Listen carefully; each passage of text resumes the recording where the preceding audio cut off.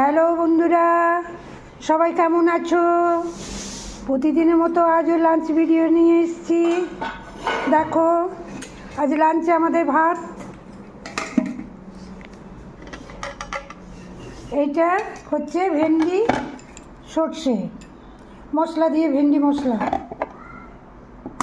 এটা হচ্ছে মাছের ডিম বা মাছের পেঁয়াজ কুচো দিয়ে বড়া করা হয়েছে গরম গরম গরম ভাতে খাওয়ার জন্য। আর এটা হয়েছে লাউ দিয়ে সবজি, একটা ধনেপাতা, লাউ, টমেটো, ঘি দিয়ে মিট মশলা সব দিয়ে এই লাউ তরকারিটা খেতে ব্যাপক লাগে।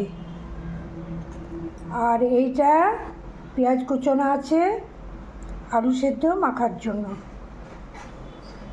বন্ধুরা, আর একটা মজার জিনিস বলি, এই যে কবে কলা ফুল ছাড়ানো হয়েছিল, এক সপ্তাহ আগে ঢাকা দেওয়া ছিল ফ্রিজে, মনে ছিল না।